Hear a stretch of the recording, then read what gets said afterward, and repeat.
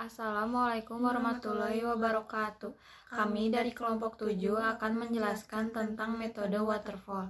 Perkenalkan, nama saya Putri Damayanti dari kelas SIN 4121 NPM 21402070.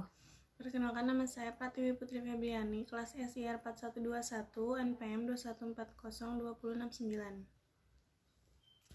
Pertama, saya akan menjelaskan apa itu metode waterfall.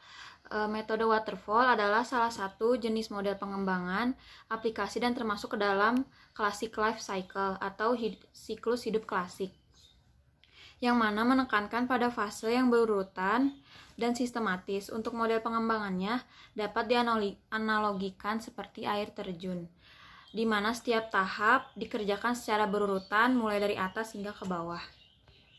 Saya akan menjelaskan sejarah model waterfall. Model waterfall pertama kali dikenalkan oleh Herbert de Bennington pada tanggal 29 Juni 1956. Presentasi tersebut menjelaskan tentang pengembangan perangkat lunak untuk semi-automatic ground environment. Pada tahun 1983 dipresentasikan kembali oleh Bennington dan menjelaskan tentang fase-fase dalam proses pengembangannya. Pada tahun 1985, Departemen Pertahanan Amerika Serikat juga menggunakan metode ini dengan beberapa tahapan yang digunakan. Terdiri dari 6 fase, yaitu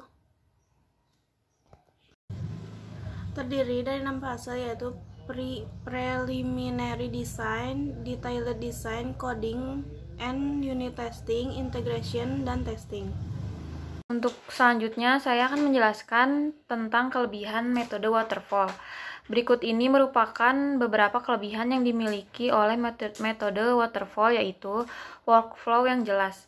Dengan menggunakan model SDLC, jenis ini mempunyai rangkaian alur sistem yang jelas dan struktur. Masing-masing tim memiliki tugas dan tanggung jawab sesuai dengan bidang keahliannya, serta dapat menyelesaikan pekerjaan sesuai dengan alokasi waktu yang ditentukan sebelumnya. Yang kedua, hasil dokumentasi yang baik. Waterfall merupakan pendekatan yang sangat metodis, di mana setiap informasi akan tercatat dengan baik dan terdistribusi kepada setiap anggota tim secara cepat dan akurat. Dengan adanya dokumen, maka pekerjaan dari setiap tim akan menjadi lebih mudah serta mengikuti setiap arahan dari dokumen tersebut. Yang ketiga, dapat menghemat biaya. Kelebihan dari selanjutnya tentu saja dari segi resource dan biaya yang dikeluarkan oleh suatu perusahaan dengan menggunakan model ini. Jadi dalam hal ini, klien tidak dapat mencampuri urusan dari tim pengembang aplikasi, sehingga pengeluaran biaya menjadi lebih sedikit. Dan yang terakhir, digunakan untuk pengembangan software berskala besar.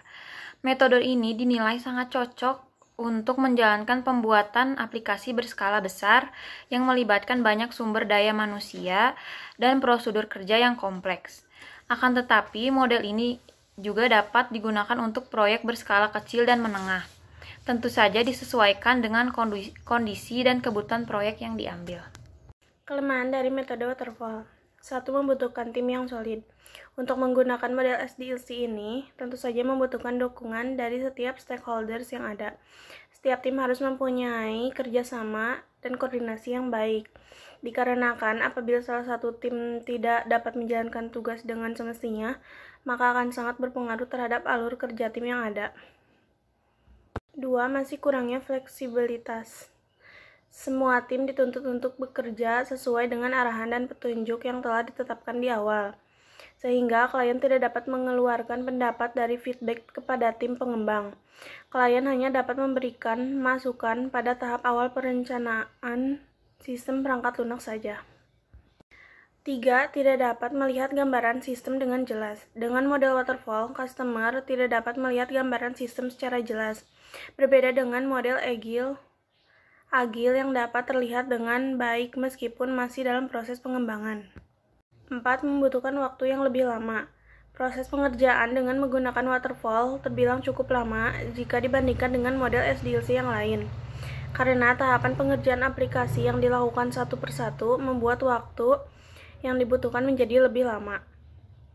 Sebagai contoh, tim developer tidak akan bisa melakukan proses coding jika tim desainer belum menampilkan tampilan desain dari aplikasi. Untuk berikutnya, saya akan menjelaskan gambar langkah-langkah metode air terjun atau waterfall.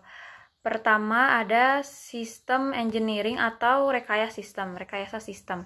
Tahap ini dimulai dengan mencari kebutuhan seluruh sistem untuk diterapkan dalam perangkat lunak. Kedua ada requirement analysis atau analis kebutuhan.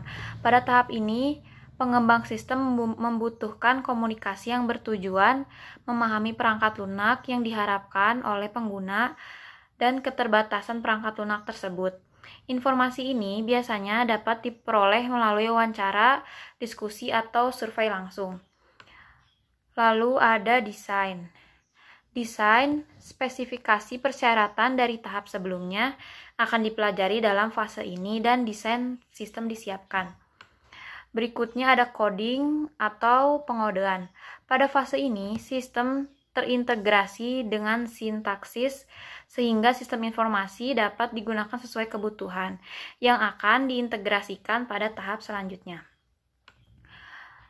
Lalu ada testing atau pengujian. Semua unit yang telah dikembangkan dan pengodean yang benar diuji langsung untuk penggunaannya, seperti menggunakan pengujian black box. Dan yang terakhir, maintenance atau pemeliharaan. Fase terakhir dalam model air terjun ini, perangkat lunak atau sistem informasi yang sudah jadi, jalankan kemudian lalu dipelihara. Kesimpulannya, metode waterfall adalah model pengembangan perangkat lunak yang dilakukan secara berurutan dan sangat sistematis. Untuk proses pengerjaannya sendiri dapat dilakukan dengan berbagai tim proyek yang dibagi sesuai dengan keahliannya masing-masing.